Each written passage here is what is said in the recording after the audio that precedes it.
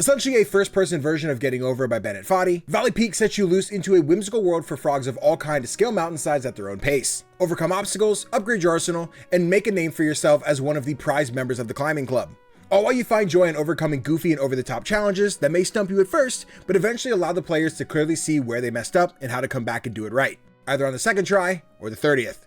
Hey there, I'm CGDannyB and I really like indie games, and I like sharing them with you guys. And today you're watching my review of Valley Peaks. Now before we anchor in and start climbing, I want to give a huge shout out to the teams over at Tub Club and those awesome guys for setting me up with a copy of Valley Peaks well in advance so that I could play through this game and review it for you today. Before we get into it, if you could do me a huge favor and like the video, it would not only help the channel grow, but it will also help more people discover this dope game. Plus I'd love to reach 4,000 subscribers by the end of the year, and spreading the word could really help me out with that. Okay, now that I'm sure you've liked the video, let's talk about Valley Peaks.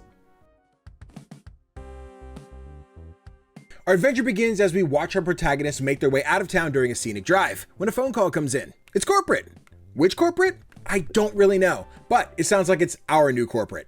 They mention how they're shocked that you even took this job in the first place, but figured it's just us wanting to finish what our dad started. Not entirely sure what that entails yet, but we'll find out.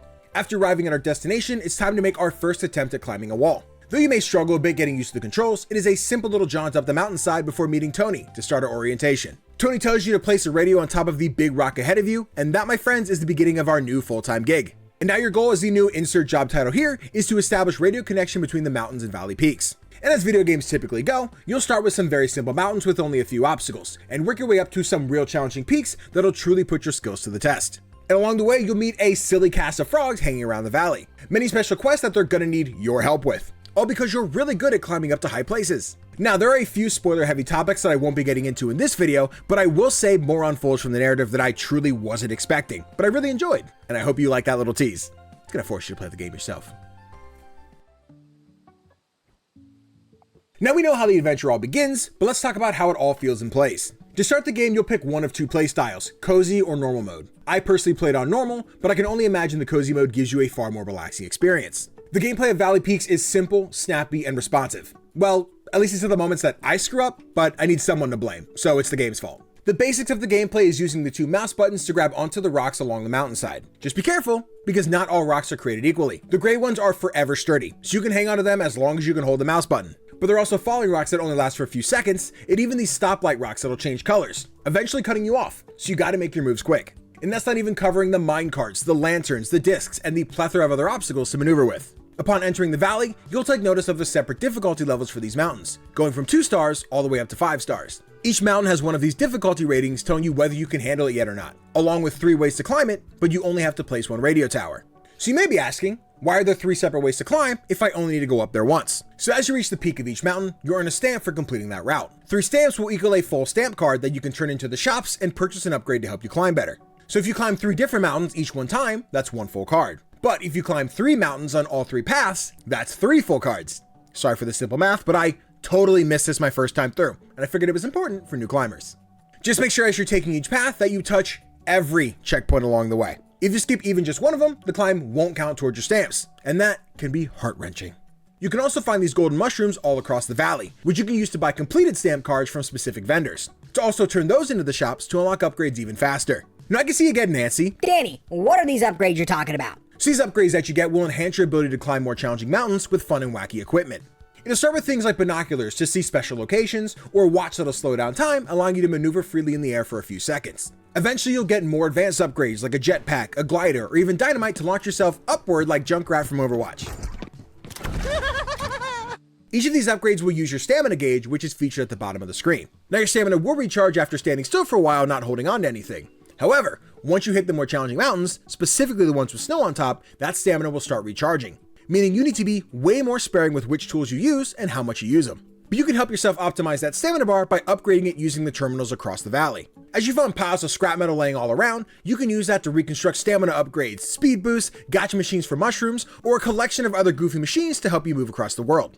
At any given time, you can only have 3 of these special items equipped. So every time I'd unlock something new, I'd mess around with my loadout for a while to see if this was the new optimal way of climbing these mountains. It genuinely feels like Valley Peaks gives players all the freedom you could ask for when it comes to choosing how to progress, what routes to take, and how you want to climb those routes. My first night playing, I had so many of those Okay, just 15 more minutes. type of moments, which turned into 30 more minutes, 60 more minutes, a couple more hours. Eventually the sun came up and I think I'd finally exhausted my Just a few more minutes. for the night. I'm exhausted, but I don't want to stop playing my game. But Valley Peaks becomes so addicting. It's got a similar gameplay loop to something like Celeste, a game where I can see how to progress and where I need to go until I no longer can see that. And now I have to figure out what my next steps are. But once I figured out those next steps and fumble the bag yet again, I can't help but want to start that climb all over again, knowing that I'm gonna get it right this time. Going through this loop over and over again until I finally crest the top of the mountain and see that glorious stamp on my climber card. Or I reach the top and see that I got no stamp, realizing that I missed the second checkpoint out of 5 and basically have to just drop to the bottom to start all over again. Luckily there's no fall damage, so that's a plus. But defeat in Valley Peaks is never final. You can run it back as many times as you want, complete these mountains at your own pace, maybe even give up on one mountain, conquer a few more, and then come back better than ever and knock it out in the first try. Or you could be like me and call it a night because your hand's starting to cramp up because you decided to go with mouse and keyboard over controller, and you're just too stubborn to switch inputs now. God, I'm gonna need some finger stretches after this one. Throughout the roughly 10 hours that I put into Valley Peaks, I attempted to climb 11 different mountains, and I surmounted 11 different mountains. I loved every step, swing, and tumble that I took throughout this journey, and I could easily jump back in for another set of challenges to take on again. If you're looking for a journey that's somehow whimsical and relaxing, yet challenging and will stir up your inner demons at the same time, then the adventure through Valley Peaks is one that you've got to take.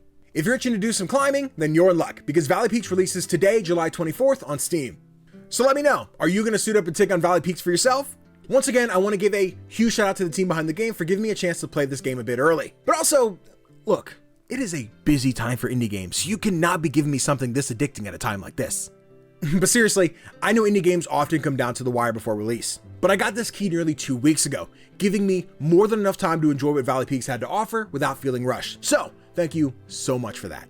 And also thank you guys for watching the video. If it's your first time here and I didn't scare you away with my terrible humor, then I suggest subscribing to the channel so that you don't miss any of the epic indie gaming content that I'll be sending your way. Thank you guys again for watching, and I'll see you in the next one.